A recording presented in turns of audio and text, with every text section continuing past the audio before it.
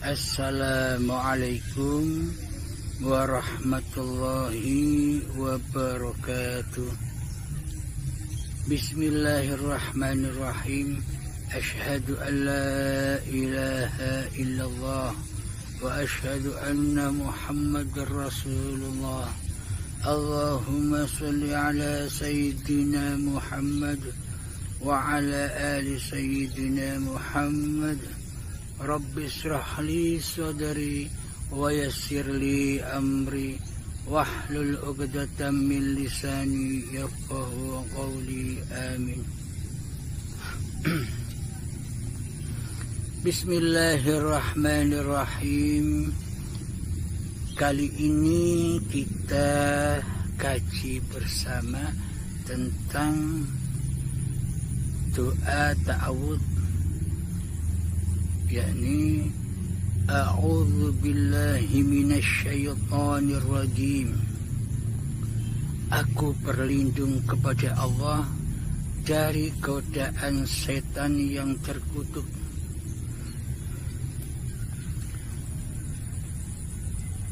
Bagaimana mungkin kita bisa berlindung kepada Allah, Tuhan yang belum kita kenali?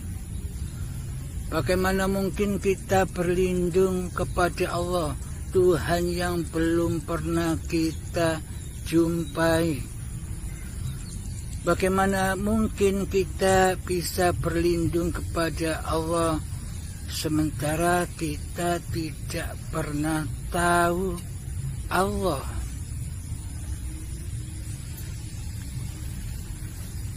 Dan bagaimana mungkin kita bisa berlindung dari godaan setan yang terkutuk sedangkan kita belum pernah tahu, belum pernah berjumpa, belum pernah menyaksikan setan-setan itu? Nah, semuanya kan seakan-akan hanya di angan-angan saja selama ini. Kita tidak pernah membuktikan apa yang kita baca, apa yang kita zikiri.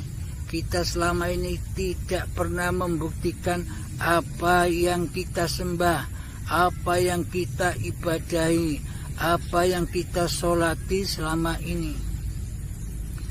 Karena selama ini kita beragama hanya ikut-ikutan saja, hanya agama yang ikut makmum kepada kedua orang tua. Maka dari itu, dalamilah agama kita. Bila agama kita Islam, selamilah Islam. Bagaimana hakikat Islam itu di sisi Allah. Sedang Islam di sisi manusia itu adalah simbol-simbol agama, golongan-golongan agama, golongan-golongan agamanya badan. Jadi simbol-simbol agama itu selama ini hanya melekat, hanya ada di badan-badan kita ini. Di dalam fisik, ibadahnya ibadah fisik, sholatnya fisik, berbuat baiknya perbuatan fisik, seluruhnya berkiblat rojiun, menyembah kepada fisik.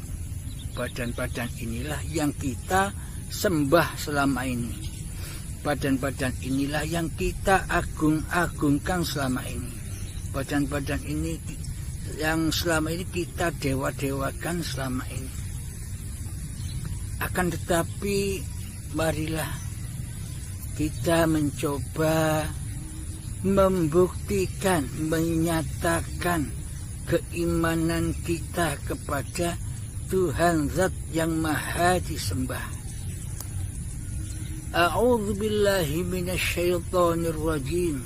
Aku berlindung kepada Allah. Marilah kita kenali siapakah Tuhan Zat yang bernama Allah itu agar kita bisa berlindung kepada Allah, agar kita bisa kembali kepada Allah, agar hati kita bisa rojiun kepada Allah ketika setan-setan yang terkutuk itu menggoda kita. Marilah kita saksikan Allah dahulu sebelum kita menyaksikan setannya. Siapakah sebenarnya zat yang bernama Allah itu? Selama ini kita tahu Allah, kita tahu Tuhan hanya sebatas namanya saja. Sebagai umat Islam kita tidak pernah mempelajari pokok-pokok kewajiban kita memeluk agama Islam.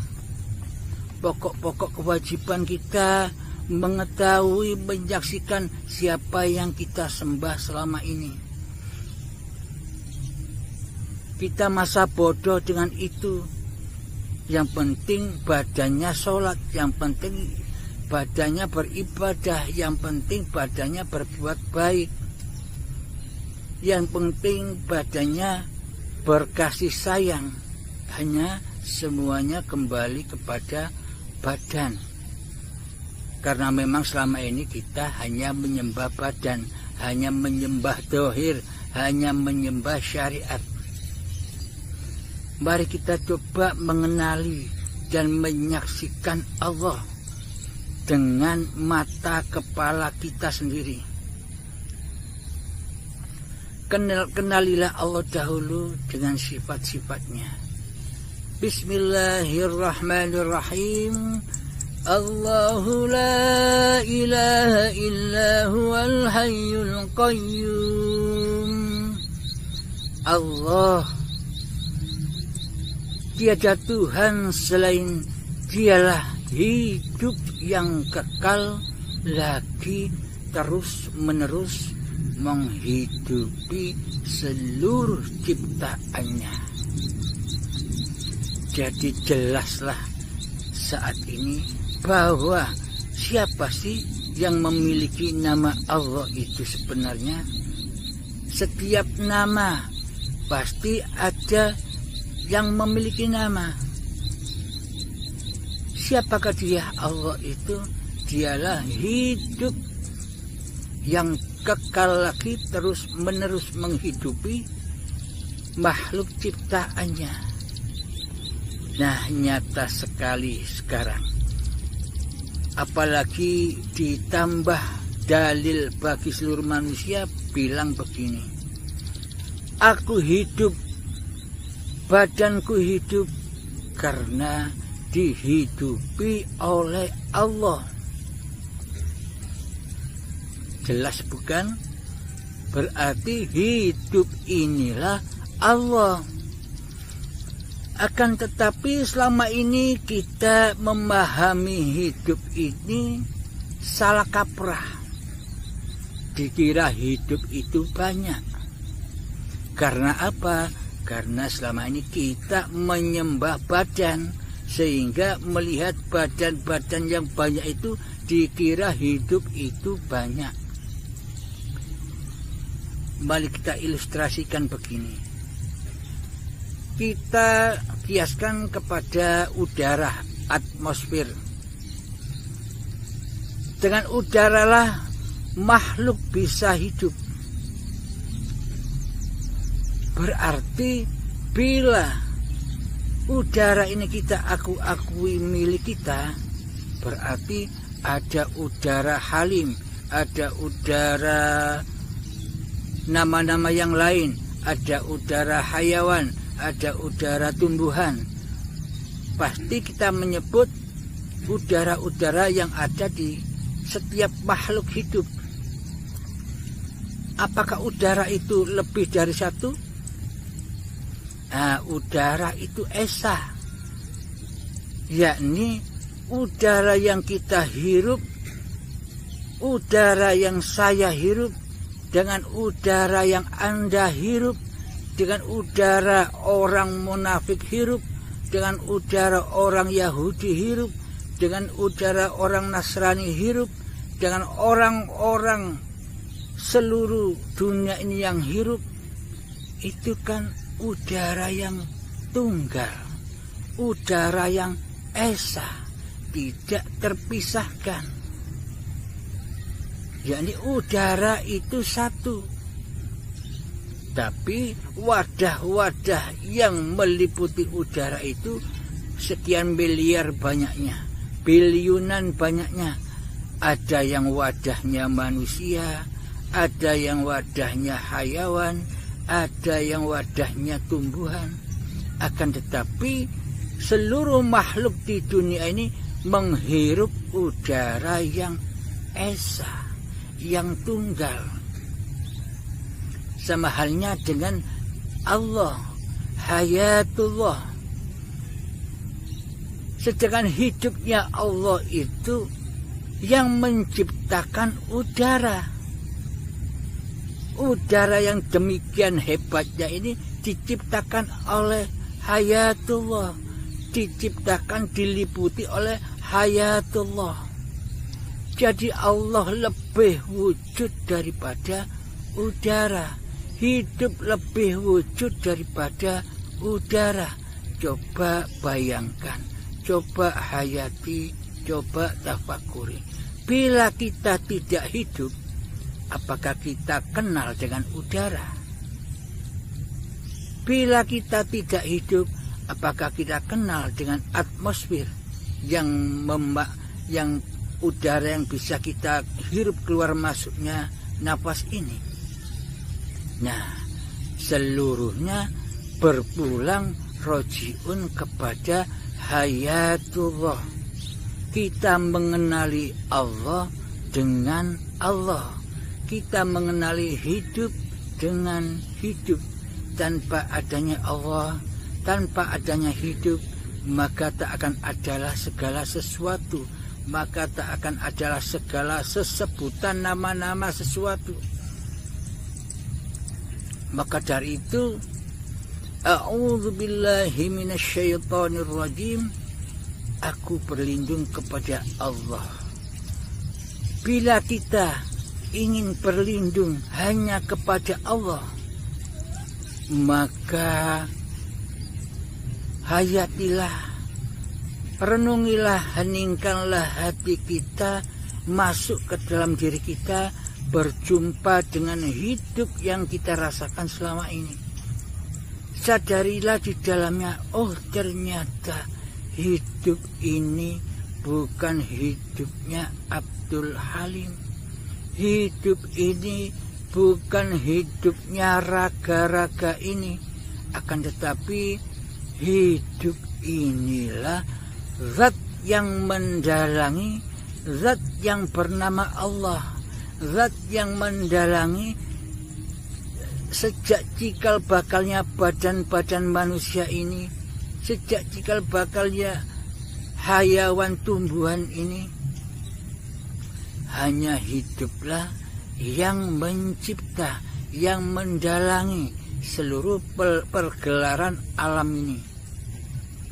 Maka bagaimana cara kita berlindung kepada Allah? Maka sadarilah, masuklah ke dalam diri kita bahwa hidup inilah Allah. Alhamdulillah, sekarang kita sudah mengerti, sudah memahami apa maknanya a'udzubillah, aku berlindung hanya kepada Allah. Maka dari itu maknanya berlindung itu adalah a'udzubillahi minasyaitonirrajim, aku berlindung kepada Allah dari godaan setan yang terkutuk. Setelah kita mengenali zat siapa yang bernama Allah itu, mari kita kenali juga siapakah setan yang terkutuk itu.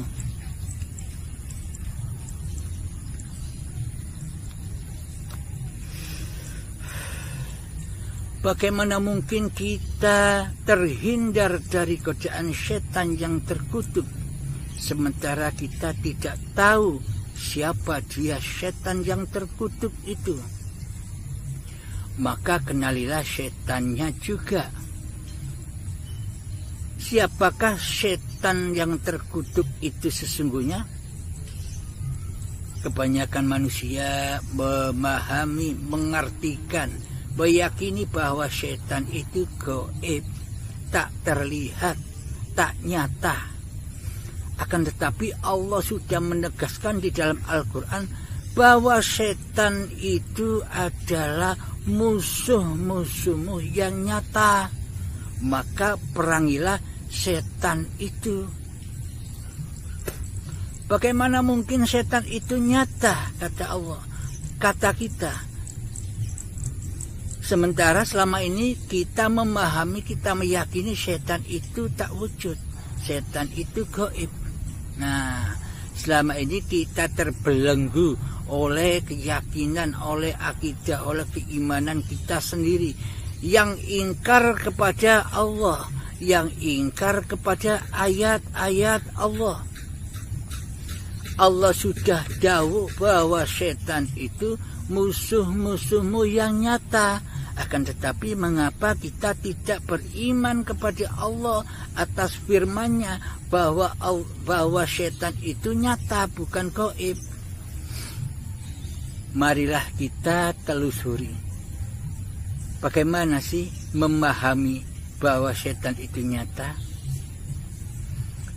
Ternyata selama kita merasa yang memiliki hidup, selama kita merasa diri yang wujud, selama kita merasa diri yang berkuasa, dan seluruh sifat-sifat Allah yang hanya milik Allah kita kuasai sebagai milik kita, inilah yang disebut hawa nafsu.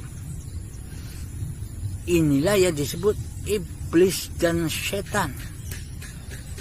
Inilah yang disebut hakikatnya Dajjal, yang bermata satu, pandangannya hanya kepada makhluk, pandangannya hanya kepada dunia, cintanya hanya kepada dunia. Inilah nyatanya setan itu. Siapakah setan iblis yang terkutuk itu? Dialah Abdul Halim ini. Ketika Abdul Halim di dalam hatinya merasa diri Abdul Halimnya lah yang wujud daripada Allah, Abdul Halimnya lah yang ada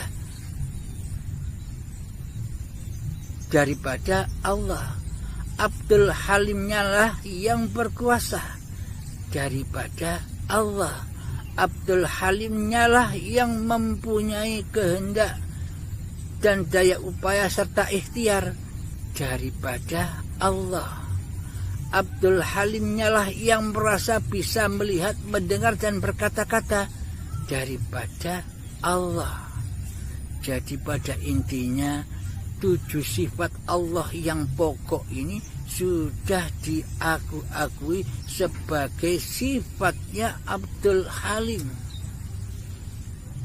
Lah coba kita renungi, coba kita hayati. Berarti selama ini yang jadi Tuhan itu Allah ataukah Abdul Halim sih? Mayoritas manusia buta akan hal ini. Karena apa? Karena Islamnya hanya Islam-Islaman. Islamnya hanya torok buntek saja. Islamnya hanya ikut-ikutan kedua orang tuanya. Karena tidak mengikuti Islam yang hak, yang diajarkan, yang dibawa oleh para nabi dan para rasul, dan yang dibawa Kanjeng Nabi Muhammad, yakni Islam yang rahmatan lil alamin. Innama bu'itsu liutammima makarimal akhlak. Tidaklah aku diutus ke dunia ini hanya untuk menyempurnakan akhlak manusia yang bejat, akhlak manusia yang ingkar kepada Tuhannya, manusia yang masih mensekutukan Tuhannya dengan dirinya. Itulah akhlak-akhlak yang bukan Islami, akhlak-akhlak yang bukan di bawah Rasulullah, yakni selalu mentauhidkan Allah, yakni selalu mewujudkan Allah daripada wujud diri manusianya. Inilah ajaran Islam, inilah iman Islam dan tauhid yang dibawa para nabi dan para rasul yang original, yang asli. Jadi begitulah isi keadaan hati para nabi dan para rasul, yakni di dalam hatinya selalu mewujudkan Allah lah yang ada daripada diri kemakhlukannya, mewujudkan hidupnya Allah saja daripada hidup makhluknya, karena manusia tak pernah punya sifat-sifat itu. Karena hakikatnya manusia itu adam, tidak ada, maka kembalilah kepada ketiadaanmu. Nah, inilah yang disebut a'udzubillahi minasyaitonirrajim. Aku berlindung kepada Allah dari godaan-godaan setan yang terkutuk. Ketika di dalam hati kita wujud Abdul Halimnya, wujud nama diri manusia kita, maka heningkanlah, pasrahkanlah bahwa sesungguhnya hidup inilah Allah. Jadi kita berlindung hanya bersandar kepada Allah lah hidup ini, maka Allah akan melindungi kita dari mensekutukan Allah. Seluruh sholat, seluruh ibadah, baik itu ibadah sholat, baik itu syahadat, sholat, zakat, puasa, haji, di situ tujuan ibadah, tujuan pergerakan badan, tujuan gerak-geraknya badan ini hanyalah untuk mentauhidkan Allah, untuk mi'raj kepada Allah. Buktinya apa?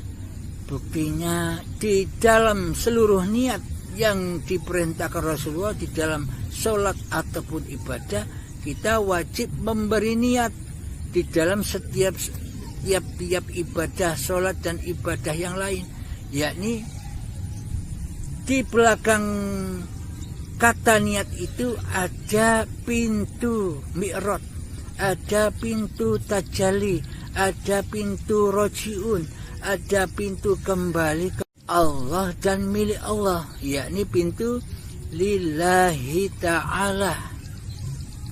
Inilah buktinya bahwa Islam, iman, tauhid para nabi dan para rasul itu demikian, bahwa apa yang dipergerakkan oleh badan-badan kita ini adalah Allah dan milik Allah. Coba hayati, coba tafakuri, coba renungkan. Jika tanpa hidup, apakah badan bisa bergerak ke sana dan kemari? Jika tanpa hidup, apakah badan ini bisa tercipta ke dunia ini? Apakah tanpa hidup kita bisa mencipta apa-apa? Tanpa hidup, apakah kita bisa mencipta siapa-siapa? Adanya diri saya kan karena adanya diri Anda, karena adanya badan Anda yang bisa melihat saya di video ini. Jika Anda tak ada, saya pun tak ada bagi Anda. Jika Anda ada, saya pun ada bagi Anda. Jadi adanya saya Abdul Halim ini karena kewujudan wujudnya Anda, wujud badannya Anda. Tanpa wujud badannya Anda, maka wujud saya juga tak ada. Adanya wujud diri saya karena wujud diri Anda. Jadi yang menciptakan saya sebenarnya Anda sendiri, yang melihat saya, yang mendengarkan saya. Pada intinya yang mengenal hidup adalah hidup. Yang mengenal Allah adalah Allah. Tak satupun manusia bisa mengenal Allah tanpa Allah. Tak satupun manusia bisa mengenal hidup tanpa hidup. Karena manusia ini bukan apa-apa dan bukan siapa-siapa. Jadi sesungguhnya manusia ini tak ada sebutan apa-apa. Dengan adanya hiduplah, maka badan ini diarani, disebut manusia, disebut insan. Siapa yang menyebut itu sesungguhnya bukan manusia yang menyebut manusia. Akan tetapi Allah lah, akan tetapi hiduplah yang menyebut badan ini manusia. Hidup inilah yang menyebut badan ini manusia. Jadi dengan adanya hiduplah, maka adalah seluruh sesebutan alam ini adalah muncullah seluruh keadaan-keadaan baik ataupun buruk, keadaan taat ataupun maksiat, keadaan bahagia atau kesedihan, semua muncul karena adanya hidup. Karena seluruhnya dicipta oleh hidup itu sendiri. Semoga bisa dipahami makna hakikatnya. A'udzubillahi minasyaitonirrajim. Aku hanya berlindung kepada Allah dari godaan setan yang terkutuk. Maknanya adalah aku berlindung kepada Allah dari diriku sendiri. Aku berlindung kepada hidup dari wujud dan kuasa badan ini. Itu maknanya. Mohon diresapi, ditafakuri di dalam hati kita. Karena inilah jalan Islam rahmatan lil alamin. Karena dulu Kanjeng Nabi ibadah kepada Allah melewati makrifat dulu, baru syariat. Yakni makrifat itu apa? Mengenal Allah, tahu Allah dengan jalan yang seperti ini. Allah yang saya terangkan inilah jalannya. Jalan makrifat. Jadi bila kita sudah mengenal Allah, jangan kita menyangka diri Abdul Halimnya yang kenal Allah. Bukan demikian. Bila kita sudah kenal Allah, bila kita sudah jumpa Allah, berarti Abdul Halimnya kan sudah tak ada. Bagaimana mungkin Abdul Halim ngaku-ngaku jadi Allah, sementara Abdul Halimnya tak wujud, tak ada, gaib. Yang wujud yang ada hanya Allah.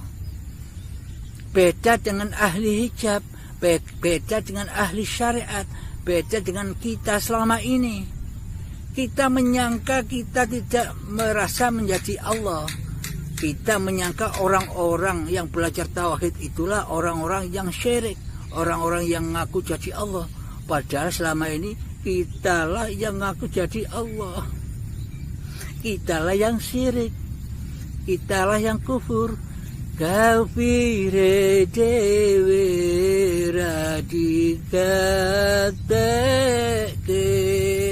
dikata Romo Kiai Gusdur.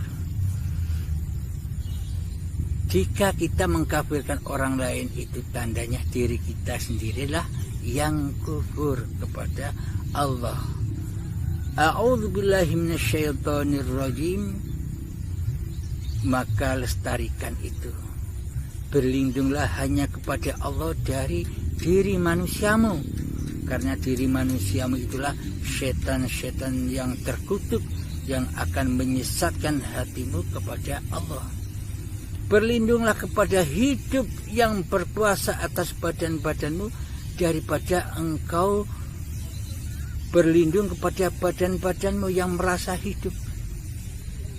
Maka kembalilah kepada Allah, zat yang menguasai dan yang mencipta diri manusia kita. Semoga semoga kita semua selalu dibimbing Allah ke dalam jalan lurusnya, selalu dilindungi oleh Allah dari godaan-godaan setan diri kita sendiri. Assalamualaikum warahmatullahi wabarakatuh.